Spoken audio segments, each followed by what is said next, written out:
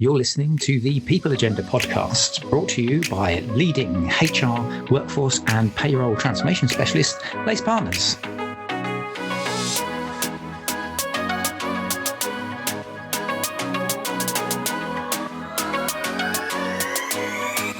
Good morning, good afternoon, good evening, and welcome to the People Agenda podcast. My name is Debbie Mitchell from Lace Partners, and today I'm talking with Sean from the RNIB, CPO, on our What is a CPO podcast. So Sean, delighted to welcome you today. Hello.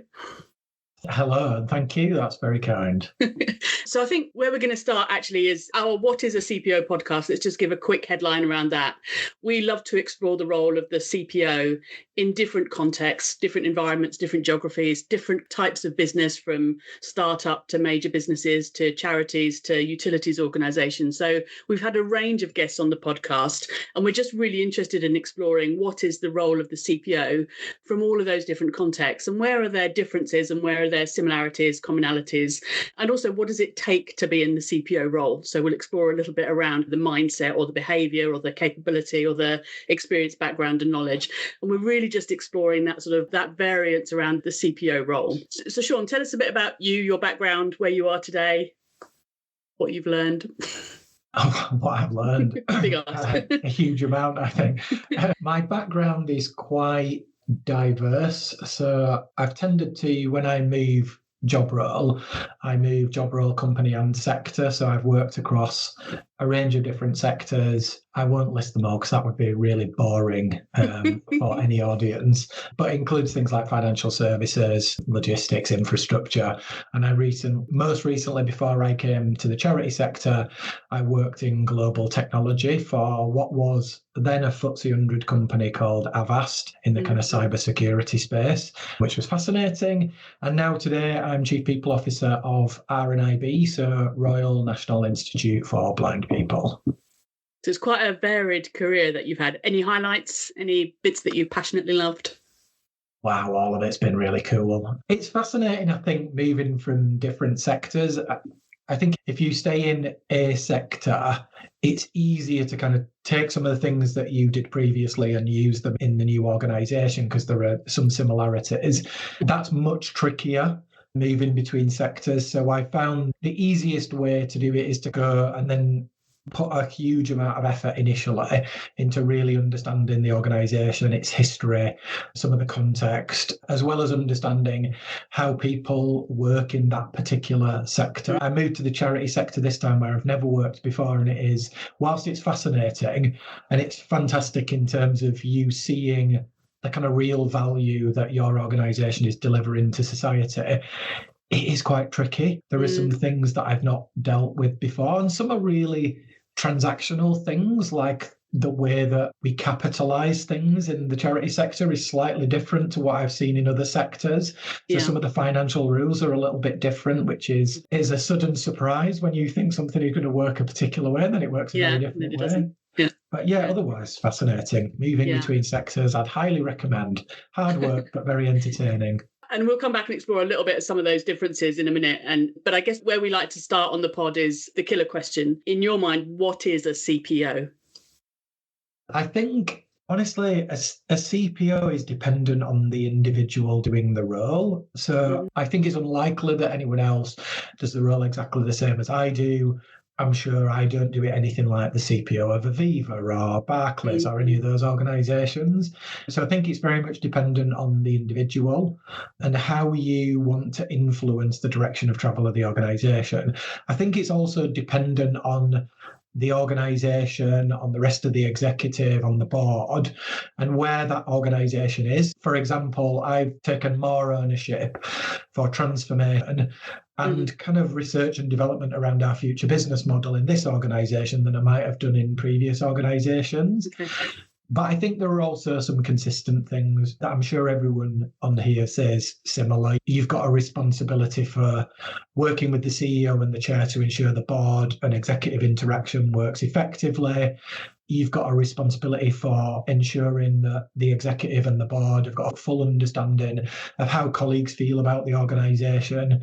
And then obviously you've got functional responsibilities for culture and organisational design and all of that kind of delightful stuff, as well as some of the more transactional things that if we don't get right, all of the other stuff becomes unimportant, like paying people the right amount at the right time in the right way. So I think it's very much dependent on the individual. It's very much dependent on the current position of the organisation and what's required. And then I think it's dependent on what the organisation wants to do over time in the people space. Yeah.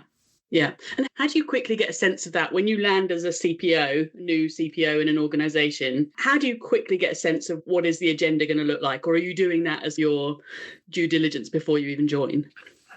I think you're doing an amount of that in your due diligence, because obviously once you get to a certain point, I'm sure this is the same for all executives and for people at multiple layers of leadership below that, you want to know what you're walking into. You want to have some degree of kind of opportunity to think about what you might want to focus on when you get to an organisation. Then I think that always has to be supplemented by the insight and evidence that you generate when you then land at that business. And for me, I try and get round as many people as possible, as quickly as possible, and try and then generate a kind of like themes of things that perhaps need focus, some more quickly and then some strategically. So I think you're trying to manage that balance between, look, there's some things that I urgently need to deal with, otherwise it's going to create a massive problem. At the same time, you're trying to get a fix on what are the kind of, I don't have a precise number, but the 3 to 5 key strategic things that are going to make a difference to that organisation over time that really need work. But whilst you can't necessarily do something immediately, you need to start the work now to be able to have impact over time. So, for example, when I first joined RNIB, we had some immediate problems. So I had more grievances and legal cases just in the people directorate than the rest of the business combined. So it wasn't in a great position. It had previous leaders who had left the organisation quite quickly for various different reasons, and that created a lot of complexity. The union had a really bad relationship with us. We had a bad relationship with the union. So they needed fixing really quickly. At the same time, the organisation was really ambitious to be more impactful for blind and partially sighted people. And that meant we needed to work on engagement and cultural change and organisational design consistent with the strategy. And those things take time. So I had to nail down what are the things that I urgently need to do, and then what are the things that are going to be strategically impactful that we need to start quite quickly as well. And that, I think you learn when you land. Yeah, and I guess there's something around, have you got the right team around you for that? So I don't want to get into the detail of who's in your team, who's not in your team, but it's how you structure that to be able to manage both those long-term and those short-term hits. So was there a need to reshape within that team? Was it more around the cultural aspects of it? Yeah, I think unsurprisingly, and I have a tendency to have gone to organisations that need some work in the people space. Probably to a degree, that's every organisation. No organisation's perfect, right? But those that require a greater degree of kind of movement, particularly in the transformation space. So I've done a lot of transformation and I know that's a really broad word, but evolution of businesses over the years. And I think whenever you land, you always need to take a view on the culture of the team, how it's structured, the kind of organisational design and how it operates with the rest of the business, and then the kind of capability. And then when you're looking at the capability, it's that kind of decision around what is absolutely spot on now. So there'll be a set of individuals and a set of capabilities that are right now and will be great going forwards. There'll be a set that probably you need to move out, because either those are the wrong individuals for a lot of different reasons, or they're the wrong capabilities that you don't need anymore. And then there are some that you need that you don't currently have. And some of that is about hiring new people. Some of that is about developing current people. And I had a similar balance of that kind of internal conversation in my head when I first joined RNIB. As it is, we have transitioned quite a lot of people out of the people directorate and moved quite a lot of people in. But I've got some individuals, a kind of backbone of individuals who were there from before I joined and are still there now and have made a phenomenal contribution. So it is a balance. And I think you have to be careful with that evolution as well. Some people want to go on that journey and are capable of going on that journey, and some are not. And I think the way I try to do this is I try to be clear really early on exactly what the future is going to look like. And obviously we can't predict the future, but in the sense of understanding where we are now is not where we're going to be in X number of years' time. And there's going to be quite a lot of change to get to that point. So if you really want to come on that journey and you're prepared to develop your capability and work really hard and all of that lovely stuff, fantastic. That's really good news. If you're not, and you want to do something we're doing now that we're not going to be doing in the future, that's not an issue. We just need to have a conversation about what that might look like then. Yeah. Some organisations don't like turnover. I'm not of that view. It needs to be managed and it needs to be the right turnover. But people need to start new journeys. Somebody who I can think of, I won't mention a name, that left us early in the time that I joined and moved their career on. Fantastic. They wouldn't have necessarily been able to do that with us, but they can with the next business. So, I remember having some of those conversations very early on in my career around an adult to adult conversation with somebody about where your opportunity lies. And not always describe a really good leader as an exporter of talent. And that's sometimes within the business or sometimes outside of the business, right? So, and to your point, if I've got aspirations that can't be fulfilled here for whatever reason, then let's just have a grown up conversation, because that allows me to openly kind of think about what my options are. But you as my leader to also think about what your options therefore are and how you can support me, but also manage beyond kind of my tenure with you. So it's always baffled me really that it's such a kind of a secretive process in some ways that we don't like. It's almost dirty to talk about it. And I think it's tricky, right? I'm not underestimating. Look, if you have a conversation with somebody where you're saying to them, look, you're not necessarily a fit for us in the future, or you haven't got the capabilities right now that we're going to need, you might need to do some work on development, etc., etc. They can be tricky conversations, particularly if somebody is departing. And it's hard to make it not feel personal, but fundamentally that has to be the way to go. I think where I've seen large and small organisational change happen well and badly is how personal or not personal that is made to feel. I did some work in a previous organisation where I changed the construct of the directorate quite heavily, but I spent a lot of time early on helping people to understand, helping colleagues who were in that directorate to understand exactly what I wanted to make the change to and why that needed to happen. And I think that made it easier for people to make a choice as to whether to stick around or leave. And a number of people left. Nobody's happy to find themselves being made redundant or having to look for another job. But what feedback I did get through colleagues and directly to myself was that the decision to leave was made much more by people themselves intellectually before they'd even got in a position of potentially being made redundant, because they understood enough about what was going to change and that it wasn't necessarily for them.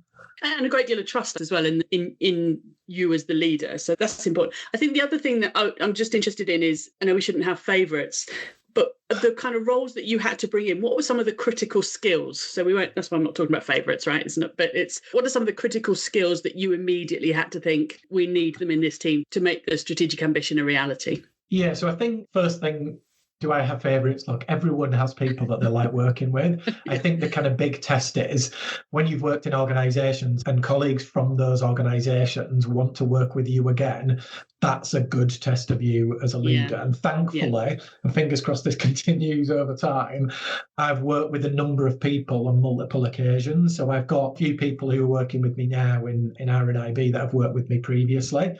I think then going to the other point of your question, I quickly realised, and to be fair, the CEO and the chair already recognised this, that there was some quite significant strategic people things that needed doing in the organisation. So I quickly reconstructed my directorate and the capability construct to be able to bring in a higher degree of organisational development skill and experience than what the organisation had previously had. And to be honest, I've probably got a slightly bigger OD team than most charities, and almost certainly will have than, I'd say, almost all charities of our size. But there were a really good reason for that. We were starting from zero on a whole range of strategically impactful activities. Capability, we were starting almost from zero. Culture, we were starting from zero. Our approach to engagement, starting from zero. Organisational design, starting from zero. Those are things that need real skill sets, and you can't just use generalist HR people to do those things. I mean, you can do it, just takes a lot more time, and I wanted to inject the right quality and capability of individuals to supplement the quality I already had to get those things moving. And so I brought in a director of OD who I'd worked with previously. That individual came from, a number of years ago, came from marketing, so wasn't a HR person, into OD. And I've got her and another person who worked for me at the time to thank for creating that situation. And she's probably amongst the most accomplished OD people I've ever come across. And I'm from an OD background myself. And so she then worked with me to build a team of individuals. And we've got some fantastic people in that team that would easily translate to other sectors. I think the benefit of the charity sector is you've got the sales pitch of, look, we're adding actual physical value to people. We're not just making very rich people a tiny bit richer, which I have done in the past. But the offset to that is it's a lot harder work in the charity sector than you'd think coming out of the commercial world, and you've a lot less of the levers, so you don't so can we explore some of that? Levers. I'd love to explore some of that with you around your breadth of experience. What do you call out then as some of the core differences, good, bad, indifferent, between working in a corporate shareholder type environment to working in more the charity sector, trustees, the different kind of cultures? What kind of things do you experience as CPO that kind of stand out to you as different? So I think there's a couple of things. I think the construct is different. So working with a trustee board is different to a non-executive board for a whole range of reasons, but not least that trustees are voluntary. Despite that they're voluntary, they actually hold more personal responsibility than non-exec directors, which is an unusual idea from my perspective, but that's the case. But they're, generally speaking, they're there because they really believe in the purpose. They may have a portfolio career, but they are specifically there for the purpose. And so they're really often emotionally tied into what that organisation is doing. And that can be great and fantastic and really supportive as an executive. If the trustee is a recent executive and maybe the organisation is not performing as well as it might do, that can mean people on that board can push down into the executive space much more than you might see commonly in non-executives, particularly on PLC boards. So that can be challenging. It requires quite a lot of management. And I'm not saying PLC and listed businesses don't require effort to manage the kind of boards. I'm not saying that at all, because they do, because I've had that experience as well in the past. But it's quite a different dynamic, and it can require more effort to keep that moving in the direction that you wanted to manage that as an executive, particularly for the CEO and, in my experience, for the CPO as well as for the CFO. So that can be quite different. There's a commercial difference, and it's not as obvious as you'd think. So I think for loads of good reasons, there's a greater commercial understanding across colleague sets in commercial organisations than there is in charity organisations. But I think that goes up and down the organisation, and it's trickier to manage in some context. So in the sense that if you sat in a commercial environment and you are producing a service or a product that is hitting a limited number of people, and for you it's not profitable, you just come out of that place. You don't provide that service, you don't provide that product. If there is still some demand, a smaller organisation might meet that demand. In the charity sector, it's more complicated. So if we are providing a service that's even for 10 blind and partially sighted people, and we remove that service, it may be that no one replaces that service, and 10 blind and partially sighted people don't get something they might critically need. So making commercial decisions is trickier than it has been for me in really a multitude of different commercial businesses. And then I think you've got some practical things that can provide real value, but need a lot more thinking. So, for example, we've got a much higher distribution of protected characteristics in our organisation than the average commercial business. And there are some great things about that. You get a much higher degree of diversity of thinking. And so that's fantastic, generates ideas and creativity. But it does require thinking. How you manage transformation requires a lot more thinking when you're having to look at accessibility and a whole range of other dimensions. You wouldn't necessarily put the same level of thinking in if you've got a lot lower distribution of protected characteristics. It's just quite a different environment to work in. And when you've never worked in the charity sector before, that takes mind-blowing. I remember talking to one of your colleagues about, this is quite a much lower level of detail, but I was talking to one of your colleagues about the purchase of a new technology. I think it was engagement survey type technology. And it just never occurred to me that the kind of list of requirements you would have, given that most of your organisation or a lot of your organisation is dealing with blind and partially sighted people, but also all those other characteristics, that you would have to have that on a very tight shortlist of kind of expectations of that technology. You can't just buy one off the shelf and say that'll do. You've got to really think about what the technology can do to accommodate all those different needs you might have in your organisation. And it just, of course, it's obvious. You go, well, of course, but you don't think about it. And I guess at micro level, that's the kind of thing you've got to think about. At macro level, there's probably much, much more. Yeah, some of those things, like practically, are quite tricky conversations in the organisation. So, for example, you might need a specific set of technology, but actually there is no purely accessible technology in that space. What do you do? Question. So these are some of the kind of tricky conversations you have to have, because if we want something that is completely accessible, then we can't have anything. We're going to need to do that manually, or we accept something that we are going to have to put separate measures in place for certain parts of our organisation to be able to get that technology in place. So there are some decisions that end up at a much higher level than you would expect in charity organisations, because there are some things that just are naturally really complex. Yeah, and we're coming close to time, but I'm just really interested to know, again, that sort of the senior leadership board level positions, what they want from you as a CPO in a charity organisation. So what are some of their sort of key expectations of the CPO role?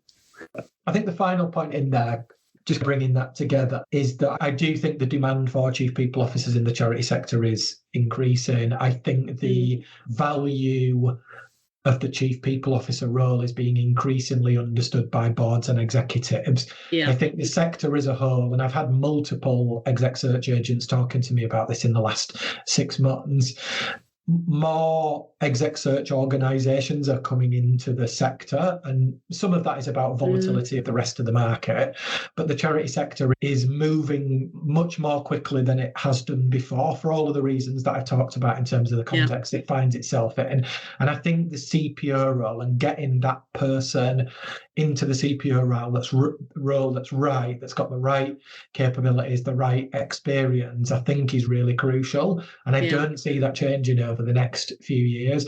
And from my personal perspective, I'd highly recommend working in the charity sector. You may well not get paid what you might have got paid in FS or some of those other organisations, but having come from global tech and then before that FS, it's definitely a fascinating place to work. And I've learned a lot being here. It's been fab.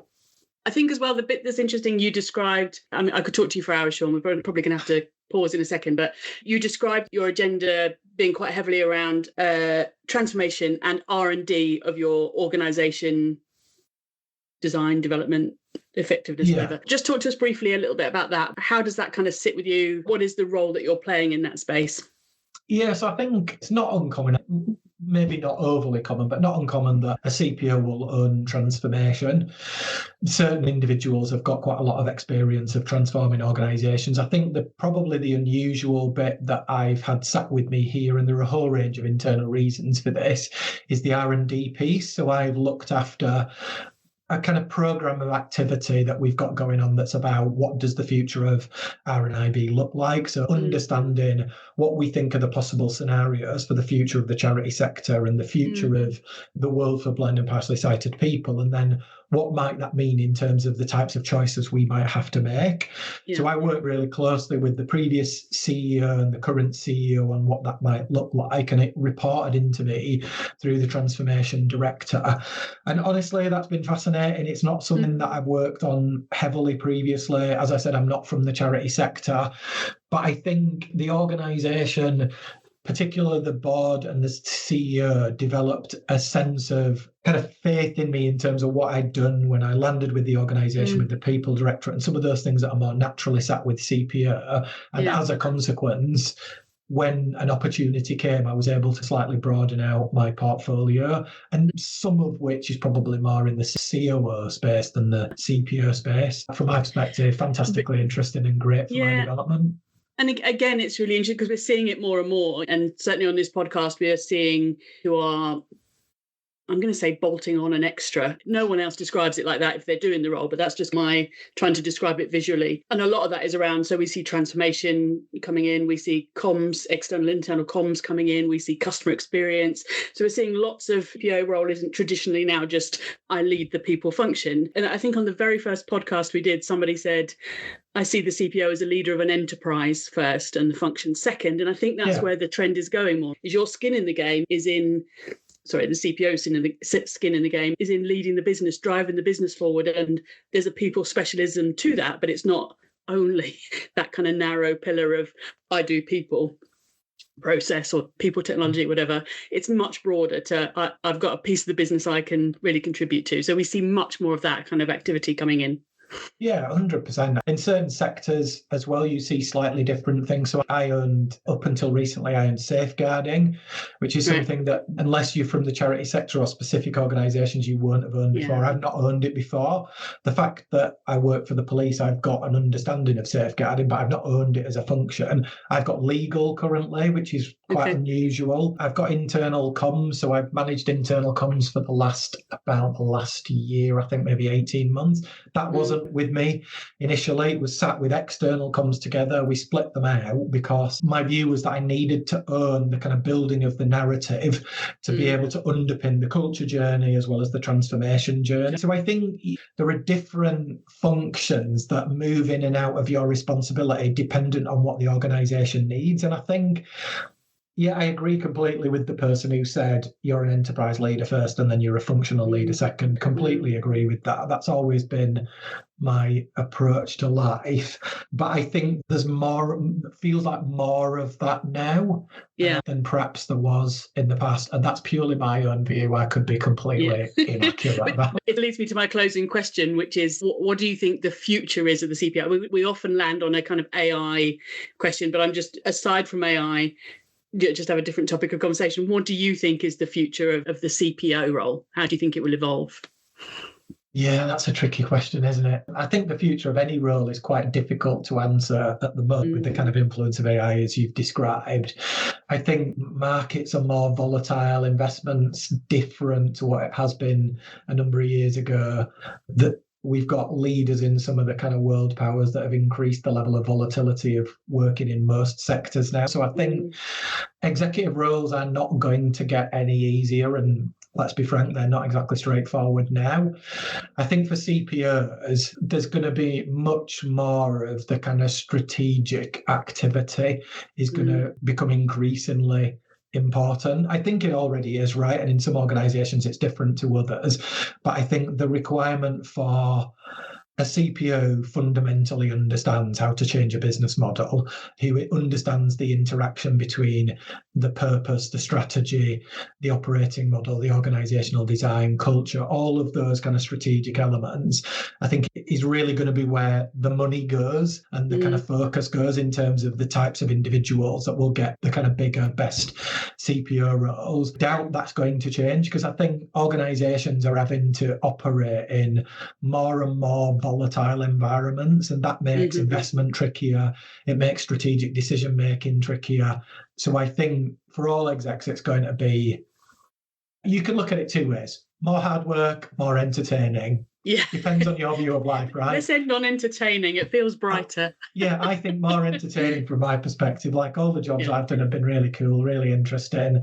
And I've got to do some fantastic stuff and been paid a decent amount. I can't really moan about it, but I think it is going to get more complex. I think it's probably the easiest way of describing it. Yeah, it's great. Sean, thank you so much. I've loved this conversation. It's been really interesting. And again, it's just interesting for us to hear some of the differences, but also those commonalities between your sector and some of the other sectors that we speak to. So I really appreciate your time. Thank you so much for joining us on the podcast today. Pleasure. Thank you for inviting me. Thank you.